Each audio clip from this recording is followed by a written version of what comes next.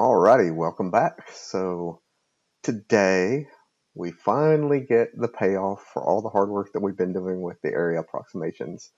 And we're going to be going over Riemann sums and definite integrals today. So I sincerely hope that you enjoy this. So before we get to that, we have our homework. We only had one homework problem last night, and that was to take number 29 from 4.2 and calculate n equals 4 and n as it goes to infinity for the left endpoint. So we'll do that today. We'll start off with that.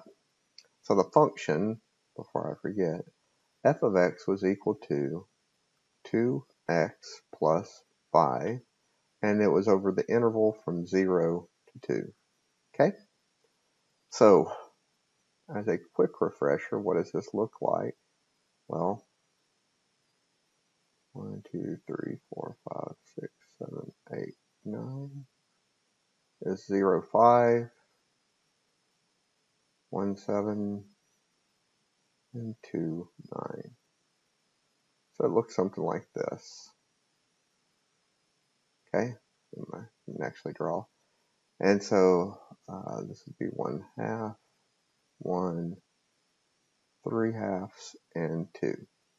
So what does the left endpoint area approximation look like? Well, it uses the left side of the rectangle for the height. So in other words, this will be, it goes up to the function from the left side and then comes over to the right and draws the rectangle. Goes up to the left side where it hits it and then comes down.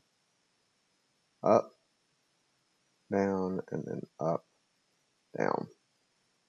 And by drawing it this way with a function that's going up like this, you can definitely see it's going to underestimate the area. Alrighty? So here we go. We'll start off.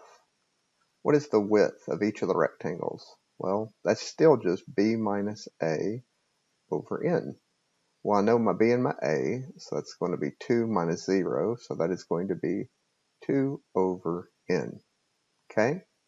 The height, however, is a little more complicated now, because the height is what I get when I plug in my x values. So what x values am I going to be using?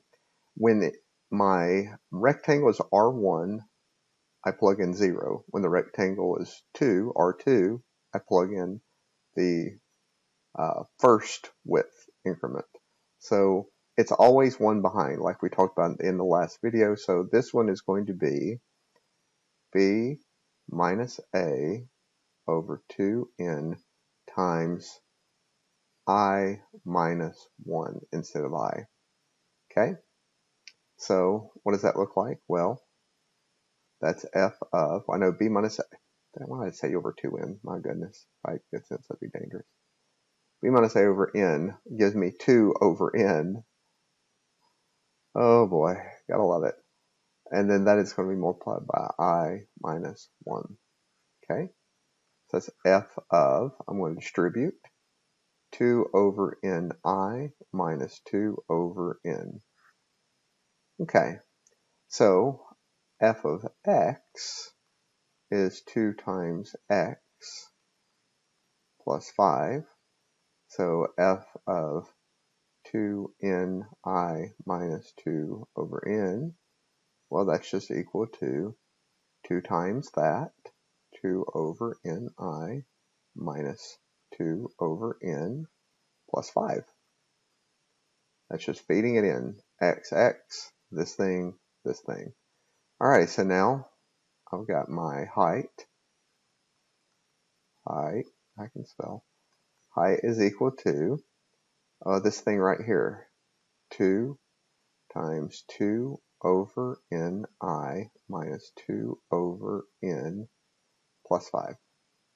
So if I distribute that, not there, that is not where that paren goes. The paren goes on this side right here. So if I distribute this, I'm going to get 4 over ni minus 4 over n plus 5. That look good? Alrighty. So that is my height. This is what represents my height. My width is represented by 2 over n. My height is represented by this expression, and that's a 4.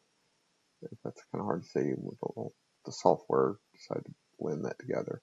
All right, so that means my area is going to be approximately summation I from 1 to n of the width, 2 over n, times the height, 4 over n I minus 4 over n plus 5. Okay, so now I can kind of distribute that. Well, first I'll pull the 2 over n out as always, because that always makes it easier. So 2 over n times summation I from 1 to n of 4 over n I minus 4 over n plus 5. Okay, so that is going to equal, now I can distribute this summation, so I get 2 over n times big bracket. Alrighty, 4 over n summation I from 1 to n I.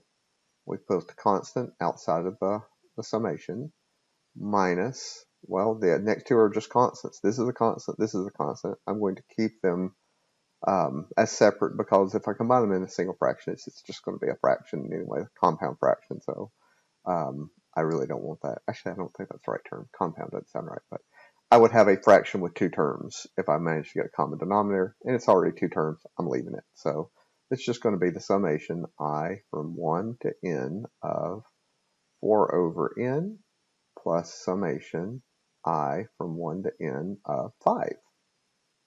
Okay, now I can do all that. I can substitute in. I'm going to get 2 over n times bracket.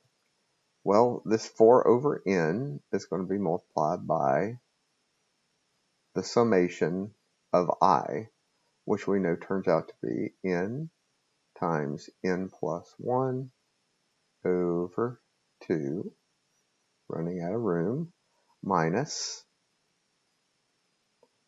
well, when I sum a constant, it's just the constant times the upper bound, so n times 4 over n is just 4. And finally, 5 times n is 5n. Ooh, I think I fit it in. Wow, that was close. Okay, so now we'll bring it over here. I've got 2 over n times, here we go, bracket. Okay, this n is going to cancel this n. This 2 will go into the 4 2 times. So we're just going to be left with 2 times n plus 1, which is 2n plus 2. This 2 times n is 2n. This 2 times that 1 is 2. Minus 4 plus 5n. Okay, I can now combine like terms. So this is going to be 2 over n times 2n plus 5n. It's going to give me 7n. 2 minus 4 minus 2. Now I'm going to distribute the 2 over n. So the n's will cancel for the first one and leave 14. And then 2 over n times negative 2 is going to be minus 4 over n. Okay, this is my expression for the area for the left endpoint. Okay, now let's use it. So I will, yeah, I'll go ahead and just rewrite it. So I'll clear this, and we'll have area is approximated by 14 minus 4 over n. So let's let n equal 4. The area will be approximately 14 minus 4 over 4 is 14 minus 1, which is 13. Alrighty. Now let n go to infinity. So if n goes to infinity, I'm going to have the limit as n goes to infinity of 14 minus 4 over n. This term goes to 0, and I'm left with 14. Check, check, check. Why did I get all excited? Because this is exactly the area that we found using the right endpoint for number 29 when we took n going to infinity. So it doesn't matter if it's the left endpoint or the right endpoint. When you go to an infinite number of rectangles, you wind up with exactly the same value, which is very comforting. If that had not happened, we would have to reevaluate a lot of things, but that's okay. It worked. So, woohoo! Hopefully you enjoyed that. You are now well versed in how to do all these summations with rectangles. So, alrighty. You know what? I think I'll start a new section. So here we go. 4-3 coming up. Okay, so let's talk about Riemann sums.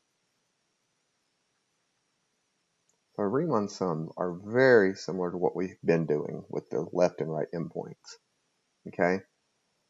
In a Riemann sum, each rectangle, and it is a rectangle, or let me rephrase it, it is a partition, but we're going to say each rectangle, which is partition. Alrighty? Has a variable width of delta x. Okay? It can be a wide, very thin, in between width rectangle or partition, and that's okay. We no longer have to have b minus a over n. They can be any width that they want to be. Okay? Now, if I let this right here, this is what's called the norm.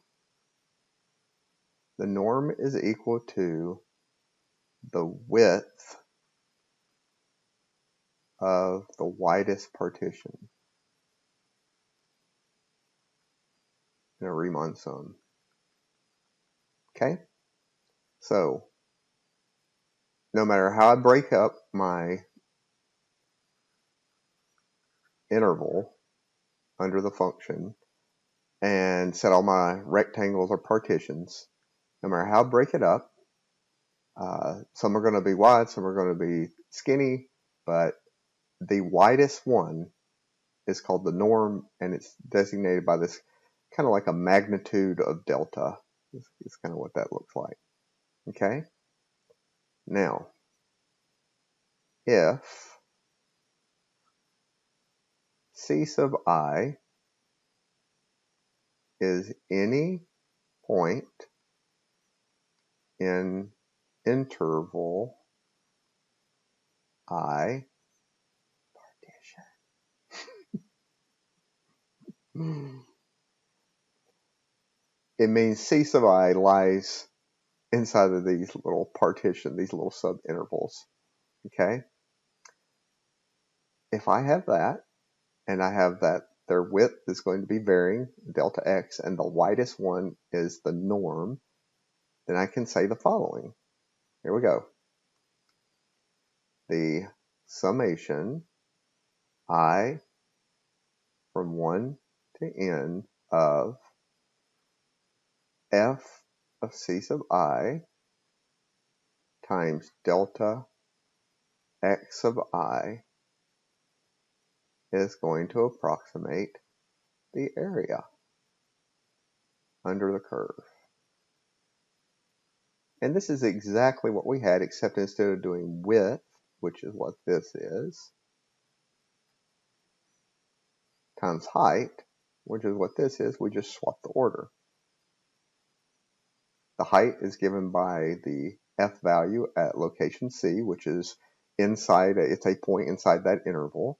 This is the width of the interval. So if I sum them all up, I get an estimate for the area under the curve. Alrighty? Now, big drum roll. If you have all of that, we're ready to really do the final push. Here we go. If I take the limit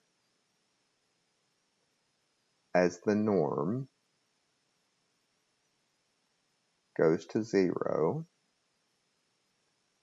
of the summation I equals 1 to n of f sub ci times delta x sub I. What do I have going on here? Okay, I have that the largest width is going to 0. That's basically a way of saying I have so many partitions or rectangles that the width is effectively 0.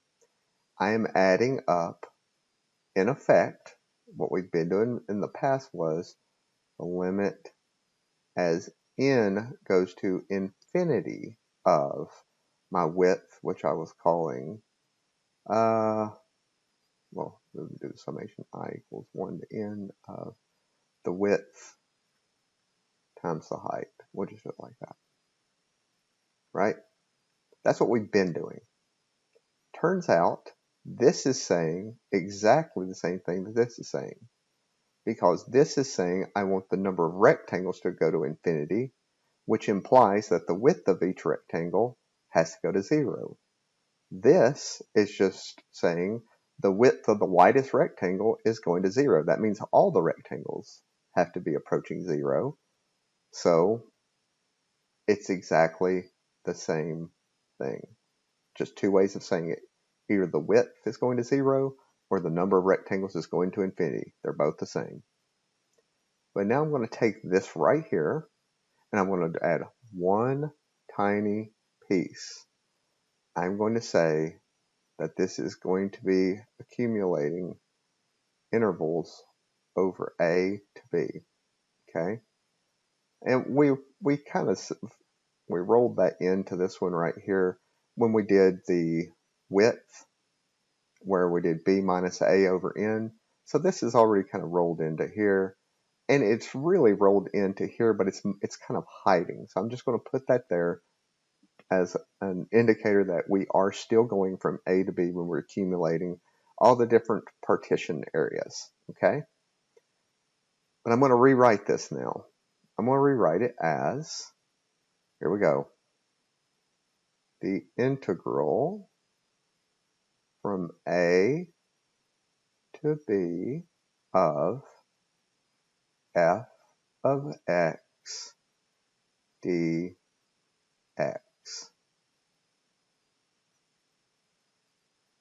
Okay, here we go.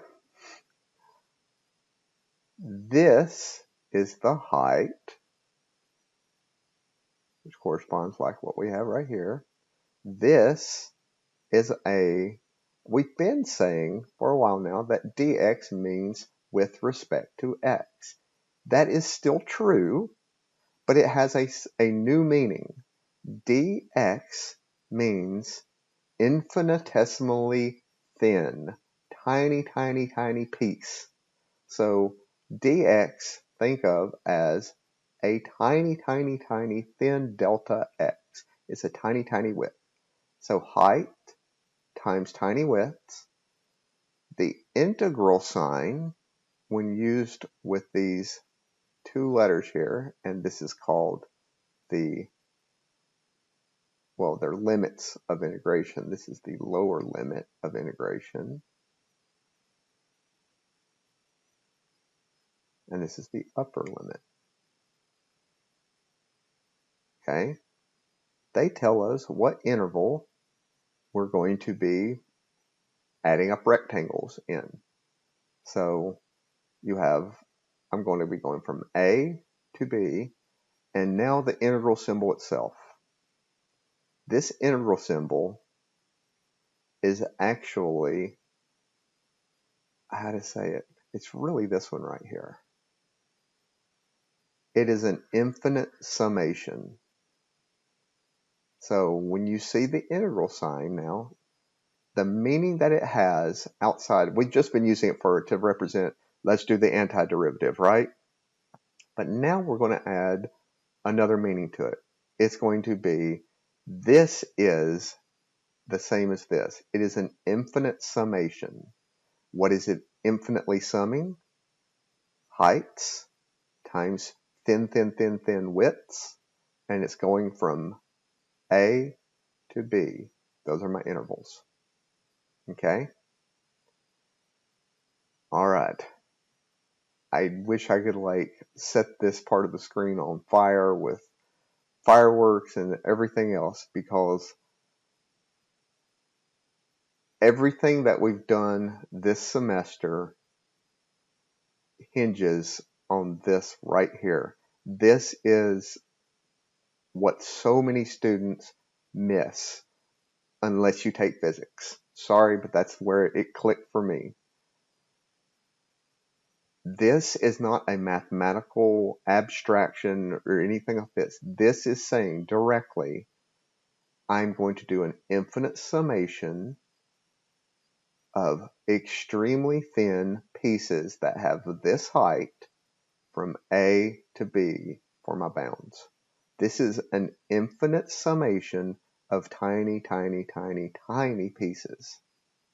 I wish they would like stencil that on the front of the calculus book. This is nothing more than an infinite summation of tiny pieces. Okay? So I'm going to clear this and rewrite it. So do that and control delete to get this cleared. And now I'm going to write it big. We have the integral from A to B of f of x dx. This is the infinite summation of tiny pieces, infinitesimal pieces. The pieces never go to zero, but they get super, super, super close to zero. They are the limit as it goes to zero.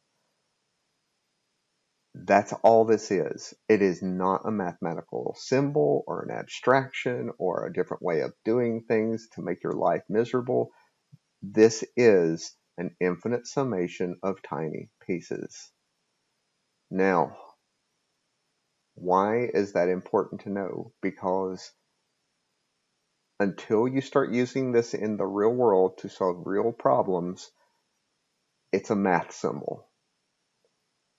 But if I want to find the total amount of charge, electrical charge that's on the surface of a piece of aluminum foil, what do? I add up an infinite amount of tiny, tiny, tiny pieces of aluminum foil, the tiny charge that's on the tiny pieces of aluminum foil. If I want to find the total amount of heat that's on the surface of a solar tile, I take and divide that solar tile into an infinite number of tiny pieces and then add them all up. This is the way that you can add an infinite amount of infinitely small pieces to get the actual value of something. Any physical quantity that you want to know the actual value of, this is how you do it. You break it into tiny, tiny, tiny pieces and add them all up. But luckily, the math could not be easier for this. This is some of the easiest math. This is why we've been doing all this in chapter 4. Day 1, this is what we've been building towards. So here we go. A long time ago, we did an expression where we did, let's see, it was f of x is equal to 2x plus 5. And we found out that if I take the limit as n goes to infinity of the summation, I from 1 to n, of my widths times my heights. What did we get? We got a value of 14, right? All right, here we go. The way that this works in order to shortcut all of this is you take the antiderivative of this. So the antiderivative is big F of x, right? The antiderivative of 2x plus 5, well, let's see, let me take that first. Antiderivative of 2x plus 5, let me erase just a sec, because I want to have nice, clear, let me actually rewrite that like this. This is the antiderivative, okay? So, if I do the integral of f of x dx, that's going to be the integral, the antiderivative of 2x plus 5 dx. How do I find that? Well, I add 1 and divide by it, right? So this is going to be 2x squared divided by 2. I added 1 to the exponent, divided by it, plus, and I know that, what did I differentiate to get 5? 5x. Now, normally I would put a c here, but I don't have to if I change this to a definite integral, like that. This is the start of the partition. This is the end of the partition. This is my interval start. This is my interval end. Where did we go when we did this, I guess, problem number 29? What was our interval? Well, our interval was from 0 to 2, right? So that's what I'm going to put here, 0 and 2. Okay? Now, how do I use this? You do a straight bar like this, and you write 0 and 2 on it. Then, here comes the magic. All I have to do now is plug 2 in for every x, and then subtract 0 plugged in for every x, okay? So, if I do this right, I'm going to get, let me do this, 2 times 2 squared over 2 plus 5 times 2. I plug the 2 in for the 2 x's, minus 2 times 0 squared over 2 plus 5 times 0. Alrighty, what do I get right here? Well, this is going to give me 2's will cancel. 2 squared is 4. So this is going to give me 4. This is going to give me 10. This gives me 0 and a 0. So what do I get for my answer? 4 plus 10, 14.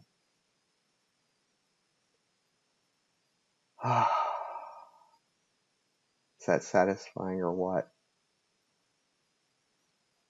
What we just did is exactly what we did when we learned derivatives for the first time. If you remember, when we learned derivatives the very first time, we did the limit as h goes to 0 of f of x plus h minus f of x over x plus h minus h, or x, not h, right? We did this whole horrible process, and then we found out, oh, we can just do rules of differentiation to shortcut things. So that is exactly what we've been doing over the past several days. We've been doing all of these rectangles, adding them up by hand, taking the limit, getting an answer, when all we have to do is take the antiderivative of our function and then plug in the bounds, and you're done. Okay? So let me clear this and go to another example that we've already done. So if I can find it, I actually have to dig for it for a second.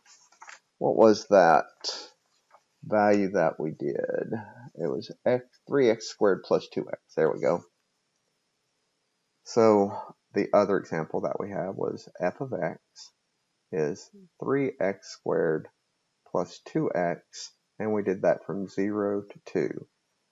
We did all the work with that, and we wound up finding that if the limit as n goes to infinity was 12.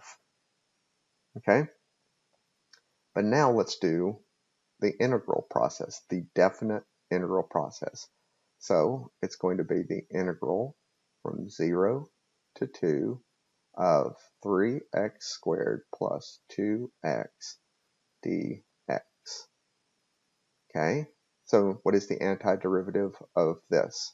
Well, it's 3x to the third, I add 1 to it, and then I divide by it, plus 2x to the second, and then divide by it. And I don't have to do my c anymore. If it is a definite integral, you do not need a c, because I am pinning down where my constant would have been. So don't worry about that. As long as it's definite, no c involved. And I'm going to evaluate that from 0 to 2. So I plug the 2 in first, so this is going to be 3 times, oops, I forgot that I'm over 3. 3 times 2 cubed over 3 plus 2 times 2 squared over 2 minus 3 times 0 cubed over 3 plus 2 times 0 squared over 2. Alrighty, 3's are going to cancel. I'm going to be left with 2 to the third, which is 8. 2's cancel. I'm left with 2 squared, which is 4. That's a 0. That's a 0. The answer is 12. Such satisfaction. It doesn't get better than this. This is like tip-top math fun right here. If I want to find the area under any curve, let's say I'm looking at x cubed,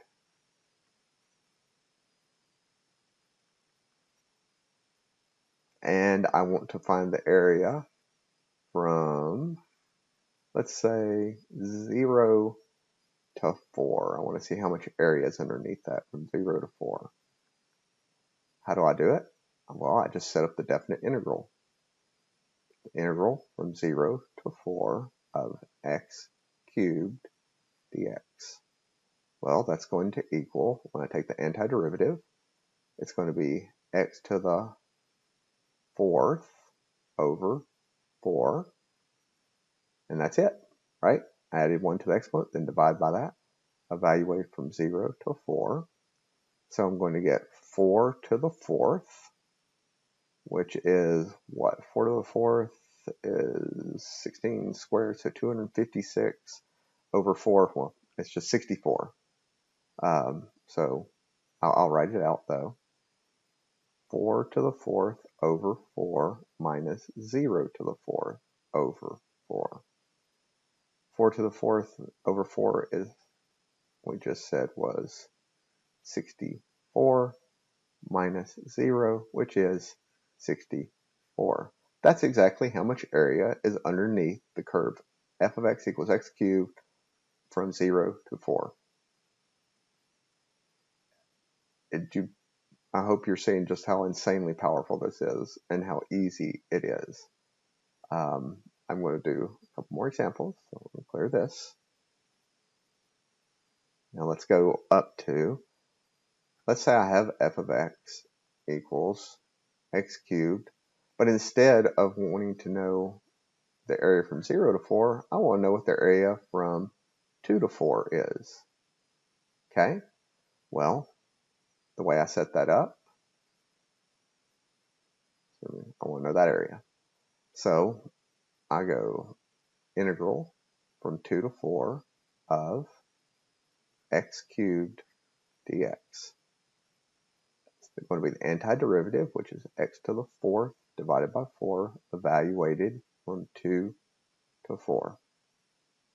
That's going to equal 4 to the fourth over 4 minus 2 to the fourth over 4. This we said was 64. 2 to the fourth is what? 16 divided by 4 is 4. 60. That's how much your area is between 2 and 4 for the function x cubed.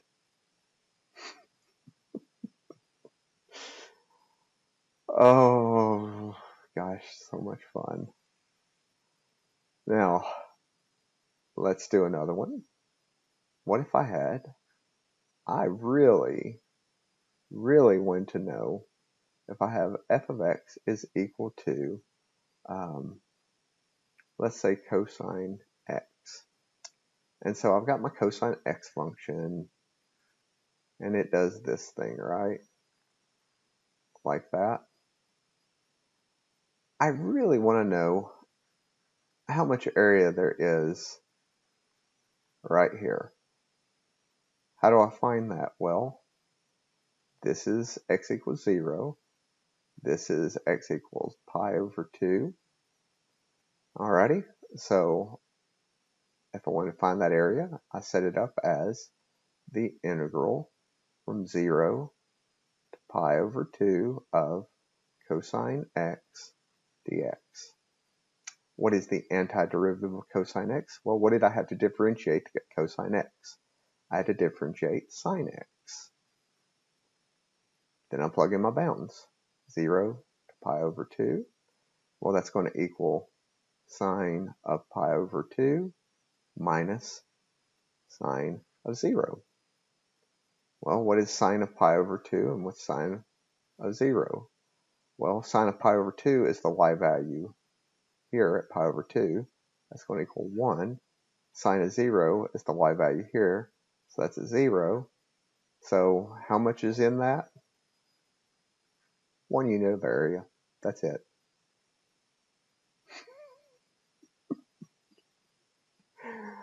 Oh,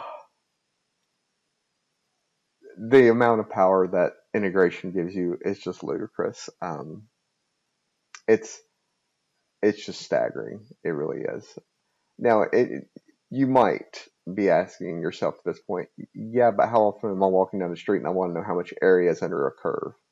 You would be totally justified in that. That's that never, ever, ever happens. But the exact same technique can you can have a function that represents where the y value is the amount of charge at a specific location. So if I integrate, I find out the total amount of charge over some area. So it's not just an abstraction once you start moving into the real world and your y-axis starts actually meaning something. That's when you can actually get real values kicked out of this. If you want to know exactly how much charge is on a ring or a half sphere or something like that, this is it. There is no other way. You cannot do it without calculus. So, gosh, way too cool. Now, I'm going to clear this. We're going to do a little bit of theory, a couple more of the problems, and I'm going to turn you loose with homework. So let's do some actual stuff. Not theory, but just some rules and properties. So let's clear this and go to town. Okay, so the first property is, well, if I have the integral from a to b of f of x dx, this is my interval, right? I'm starting at a and going to b. So, oh, and by the way, I should write this out one time at least, exactly what's going on. It is the antiderivative evaluated at b, the upper limit, minus the antiderivative evaluated at the lower limit, which is a. So this is the formal definition of how to do a definite integral, and this is a definite integral. What makes it a definite integral? It has bounds. If it doesn't have bounds, if it's just the integral of f of x dx, well, that's just the antiderivative. And this thing, instead of being definite, is an indefinite integral.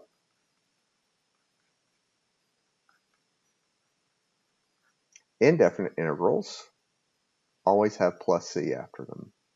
Definite integrals don't, because you're evaluating to an actual value. But when you're doing the indefinite integral with no bounds present, you just find the antiderivative and then add c. So those are some differences that need to be spelled out. Now, some of the properties are, since this is the starting point for my interval and that's the end point, if I have the integral from a to a of f of x dx, what is that equal to? What's the amount of area under the curve f of x from a to a? 0. There is no area under there. It's the same point. Okay? So that is one of the properties. The other property is the integral from a to b of f of x dx is equal to the negative integral from b to a of f of x dx. If I switch the order of my bounds, I'm going to wind up switching the sign because I swapped the order of the subtraction up here. So, and if you want to think of it another way, is you're not accumulating area from left to right, you're accumulating area from right to left, which is kind of a negative way of thinking, at least here in the West, because we're used to doing right. Oh my gosh, we're used to doing left to right. If you were from the east, you would go the opposite way. So for here, though, if A represents the left and B represents the right endpoint for your interval, if I switch them, I wind up with a negative. So it's exactly the same value. It's just negative in sign. It's the only change. Alrighty. So there's that. And let's see. Else do we want to do? Oh, this is interesting. So if I go the integral from a to c of f of x dx plus the integral from c to b f of x dx, where c is some value between a and b, that is exactly the same as just going from a to b f of x dx. In other words, I've got some interval where this is maybe A, this is B, and this is C. I know I'm getting really close to, hope I didn't cut anything off right there. But it makes sense that if I want to get the total area from A to B, I can just get the area from A to C and then add the area from C to B. It's the same thing. So you can always take an integral, and break the interval into pieces like this. That is totally fine. It's not done a whole lot, but it does happen. And there's some times when it's really important to do that so that you wind up with something that makes sense. Alrighty, so let's see. As you can expect, since we've already talked about it before, but definite integrals, if I have the integral of from a to b of k times f of x dx, where k is a constant, that's the same thing. I can just take the k out and become k times the integral from a to b of f of x dx. It's the exact same thing that we've been doing with summations and derivatives. Constants can always be taken out. They're not affected by it. Alrighty? Now, those are some of the properties. Those are kind of important, but they all make sense. This is the only one that I think has to be stated out, because you can imagine, as an example, if I had f of b was 6 and f of a is 4, let's just say that evaluate like that. 6 minus 4 is positive 2. 4 minus 6 is negative 2. It's just different signs, but it's the same magnitude. So if you swap the order of the bounds, you change the sign of the answer. Alrighty, state that, and I think we're good to go. So I want to show you a problem that I hope is a little bit perplexing at first, but it'll make sense as we go. So here we go. Let's say that I have the function f of x equals x, so y equals x, which is just a straight line like that, right? 45-degree angle. And I want to know the area from -2 to +2. Okay? So I'm not going to do anything here just yet. I'm going to make the integral. Well, that's going to be the integral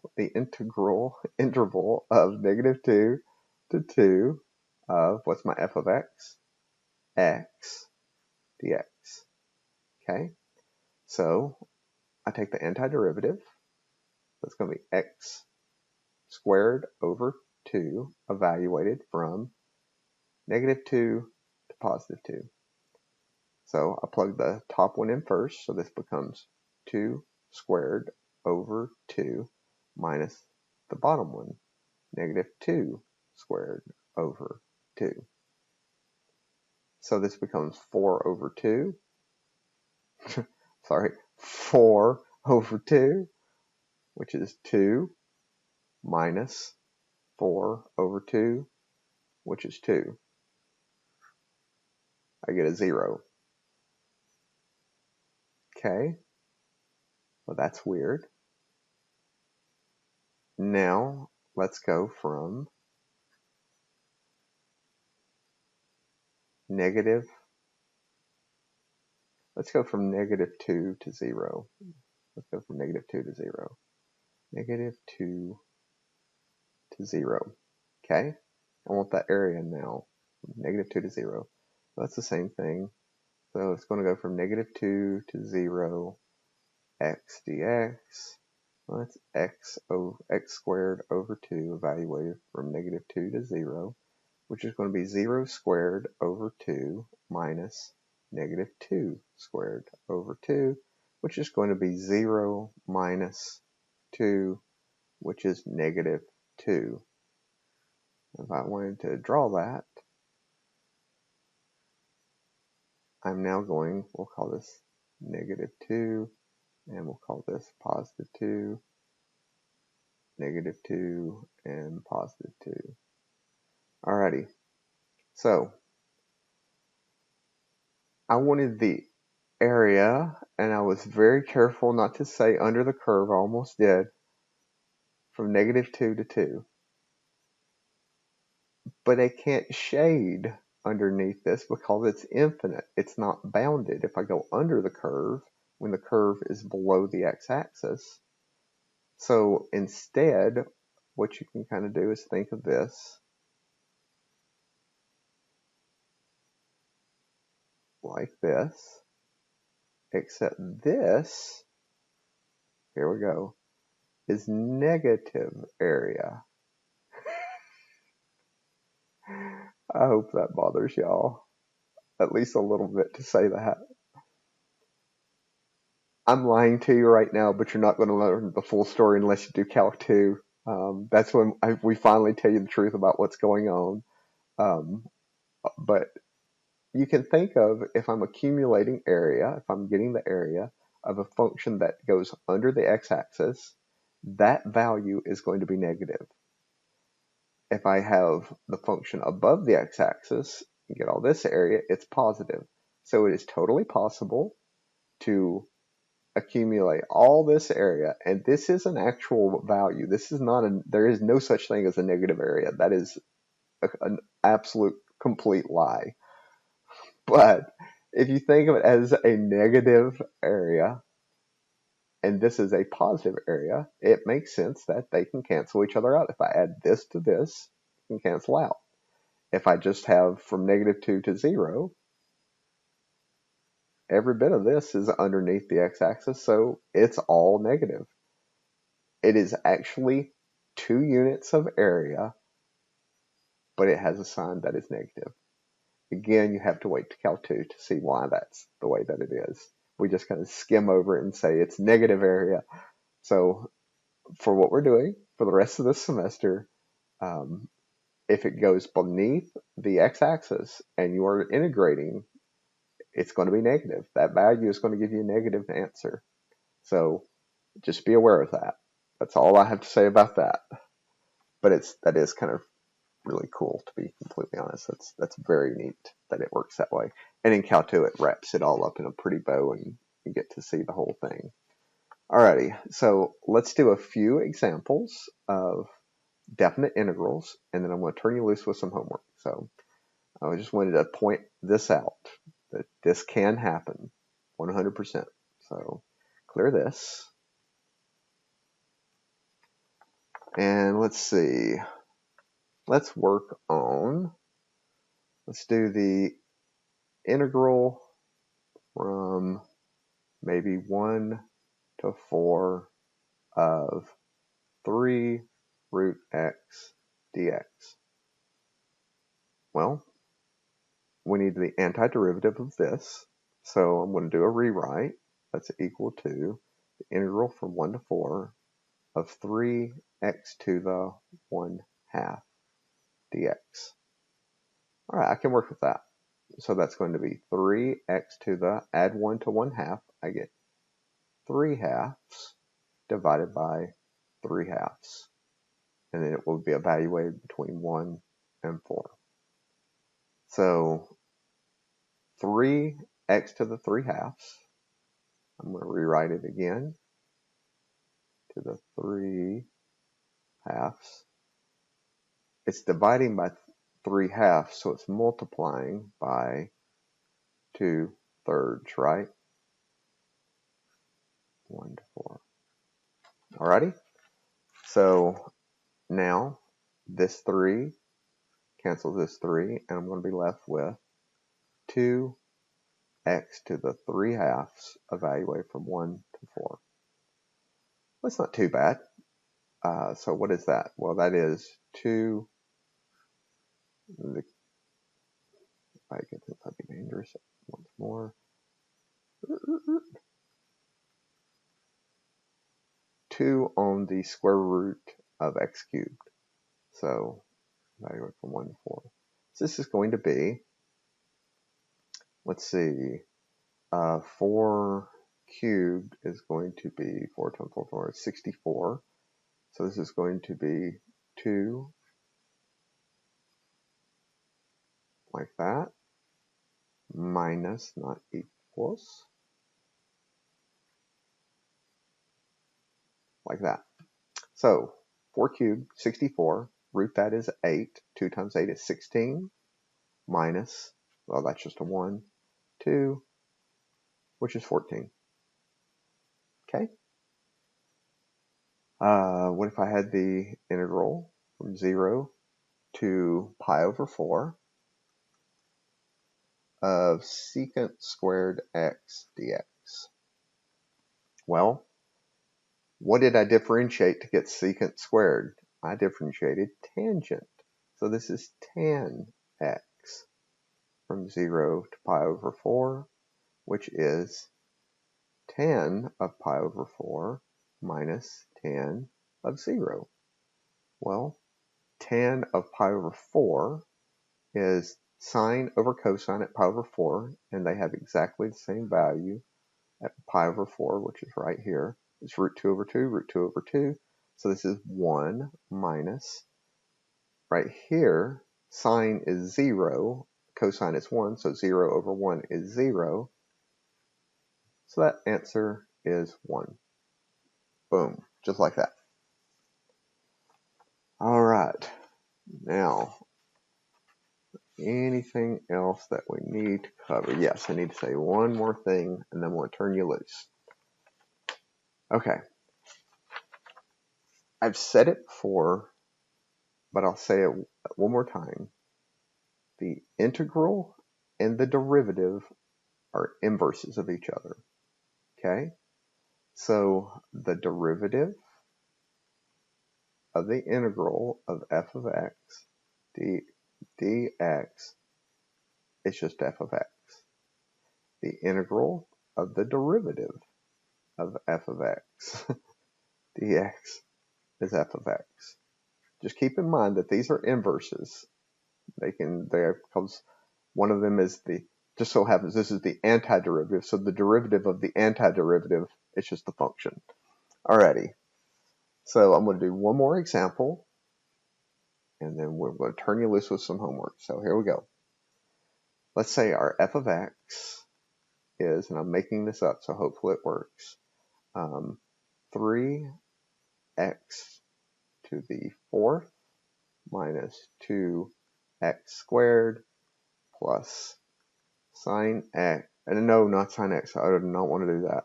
That was almost bad. I was trying to get clever, and no, that's just going to wind up just terrible. Plus 10.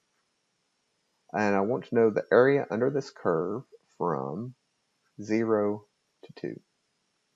Okay? This is some curve out in space just hanging out doing its thing.